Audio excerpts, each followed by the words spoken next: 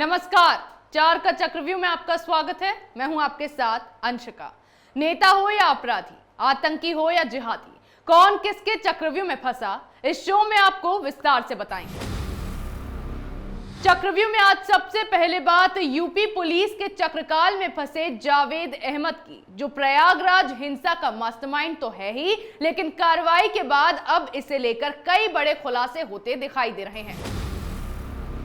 फिर बात करेंगे बीजेपी के चक्रव्यूह में फंसी ममता बनर्जी की, जो लगातार दूसरे दिन भी बंगाल में हिंसा भड़कने के बाद अब फंसती दिखाई दे रही हैं, क्योंकि बीजेपी ने अब इस मामले में राष्ट्रपति शासन की मांग कर डाली है। चक्रव्यूह की तीसरी खबर में बात करेंगे चुनाव के चक्रकाल में फंसी अगाड़ी सरकार की, जिसकी अब राज्यसभा चुनाव के बाद महाराष्ट्र विधान परिषद के चुनाव को लेकर टेंशन बढ़ गई है।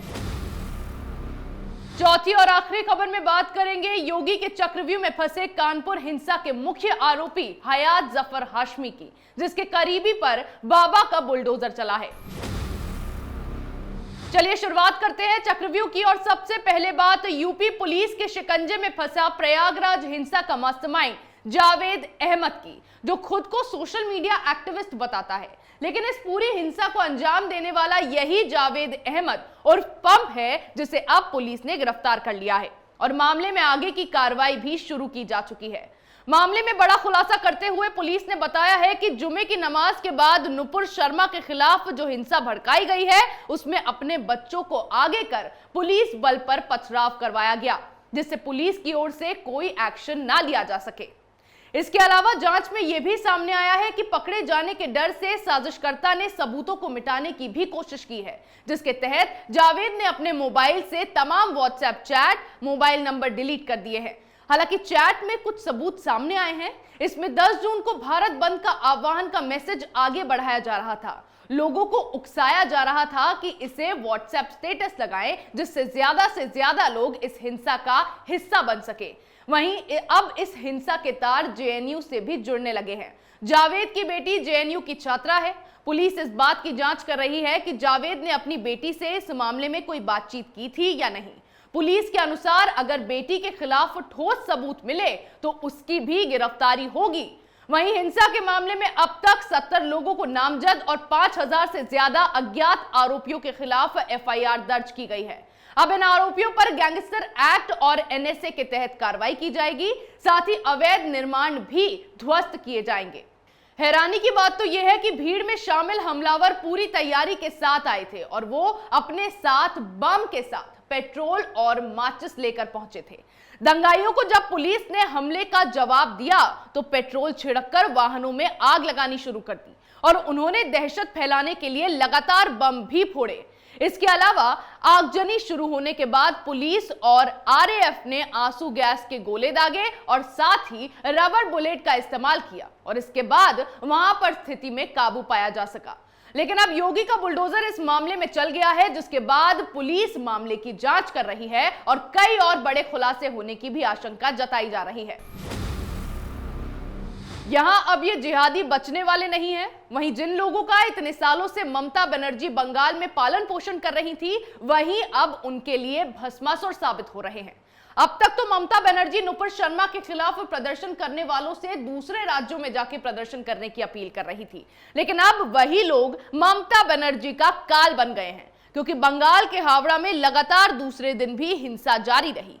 जुम्मे के बाद जिस तरह से हिंसा को अंजाम दिया गया, उसके बाद ममता सरकार ने पुलिस की कड़ी मुस्तैदी कर दी थी, लेकिन बावजूद इसके इलाके में फिर से हिंसा भड़काई गई, पत्थरबाजी की गई, आगजनी तक की घटनाएं सामने आई।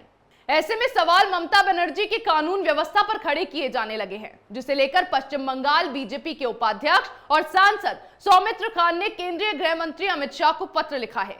इसमें उन्होंने गृह मंत्री से बंगाल को जलने से बचा लेने की गुहार लगाई है। उन्होंने कहा है कि बंगाल में लोग अब सुरक्षित नहीं हैं। सौमित्र खान ने नुपुर शर्मा के विरोध में हावड़ा जिले में इस्लामिक कट्टरपंथियों की ओर से की गई हिंसा के बाद कई इलाकों में कर्फ्यू लगाए जाने और इंटरनेट सेवाओं को बंद करने की जानकारी देते हुए वहां पर सेंट्रल फोर्सेस को डिप्लॉय करने की मांग की है। इसके अलावा बीजेपी सांसद ने दावा किया है कि राज्य में रोहिंग्या मुस्लिमों की घुसपैठ दिनों दिन बढ़ती ही जा रही है। उन्होंने आरोप लगाया कि रोहिंग्यों को मोहरा बनाकर ममता सरकार प्रदेश के आवाम पर जुल्म कर रही है। 9 जून के इस्लामिक प्रदर्शन का जिक्र करते हुए सौमित्र खान ने कहा है कि नेशनल हाईवे नंबर 6 को हावड़ा में प्रदर्शन के नाम पर 12 घंटे तक जाम रखा गया। इसके अलावा डोमजुर थाने में रोहिंग्यों के साथ मिलकर टीएमसी के गुंडों ने पुलिस वालों को बेरहमी से पीटा। अब ये तो ममता के बंगाल की हालत हो गई है। इन सब बातों को देखते हुए बंगाल के राज्यपाल जगदीप धनखड़ भी इन हालातों पर चिंता जताए जाने को मजबूर है। साथ ही मुख्य सचिव को भी तलब किया गया है। लेकिन ममता सरकार की इस नाकामी के बाद बंगाल की मुख्यमंत्री ममता बनर्जी अब बुरी फंस गई हैं, क्योंकि जो हालात बंगाल के हैं उसके बाद अब वहां राष्ट्रपति शासन लगने की मांग उठाई जा रही है। अर्धसैनिक बलों को भेजे जाने की अपील की जा रही है, जिसे लेकर अब गृह मंत्रालय भी मंथन करने को मजबूर है। ऐसे में जल्द ही ममता के पाले हुए सांप ही उनकी बर्बादी का कारण बनते दिखाई दे रहे हैं। ममता बनर्जी तो बीजेपी पर निशाना साधने के चक्कर में खुद फंस गई, लेकिन इसी बीच राज्यसभा चुनाव के नतीजे भी सामने आ गए। 4 राज्यों की 16 राज्यसभा सीटों पर हुई वोटिंग की मतगणना में सबसे आखिर में महाराष्ट्र के नतीजे आए। यहां भाजपा 3 सीटों पर जीत दर्ज करने में कामयाब रही, वहीं 3 सीटों पर महाविकास अघाड़ी ने जीत हासिल की। नंबर गेम में लिहाज से बीजेपी के 2 उम्मीदवारों की जीत लगभग तय थी। इसी तरह महाविकास अघाड़ी की तीनों पार्टियों कांग्रेस, एनसीपी और शिवसेना के 1-1 उम्मीदवारों की जीत तय थी। लेकिन बीजेपी ने 3 और शिवसेना ने 2 उम्मीदवार उतारकर छठी सीट के लिए चुनाव को रोचक बना दिया था। बीजेपी छठी सीट पर अपने तीसरे उम्मीदवार को जीत दिलाने में कामयाब हो गई। शिवसेना अपने दूसरे उम्मीदवार को जीत नहीं दिला सकी और बीजेपी से मात खा गई। महाराष्ट्र में ये सारा खेल उन 10 निर्दलीय विधायकों की वजह से हो पाया जो महाविकास अघाड़ी के समर्थन माने जाते थे। इन्हें बीजेपी अपने पाले में लाने में कामयाब हो गई। लेकिन अभी तो सिर्फ राज्यसभा चुनाव हुए हैं और अब 10 दिनों के बाद विधान परिषद का चुनाव होना बाकी है। महाविकास अघाड़ी के लिए टेंशन की सबसे बड़ी वजह यह है कि विधान परिषद के चुनाव में भी राज्यसभा की तरह ही गुप्त मतदान होना है। गुप्त मतदान के खेल में बीजेपी कितनी माहिर है वो राज्यसभा चुनाव परिणाम से साबित हो चुका है। ऐसे में विधान परिषद में भी बीजेपी का खेल ना चल जाए, ये अघाड़ी के लिए सबसे बड़ी चिंता का विषय है। इसके अलावा राज्यसभा में छठी सीट जीतने के बाद महाराष्ट्र विधानसभा में विपक्षी नेता देवेंद्र फडणवीस ने कहा कि बीजेपी के पीयूष गोयल और अनिल बोंडे की जीत अहम तो है ही, कमाल की बात तो यह है कि बीजेपी के तीसरे उम्मीदवार को शिवसेना के तहत उम्मीदवार की ज्यादा वोट मिलेंगे। बीजेपी के धनंजय महाडिक को जहां 41.5 मत मिले, वहीं संजय राउत को 41 मिले। यहां बात महाविकास अघाड़ी के लिए चिंता बढ़ाने वाली तो है ही, खासतौर से शिवसेना के लिए गहराई से मंथन करने वाली भी है। लेकिन जो जीत धनंजय महाडिक ने हासिल की है उसके बाद बीजेपी का आत्मविश्वास भी गहरा गया है। लेकिन अघाड़ी सरकार पूरी तरह से हिली हुई है।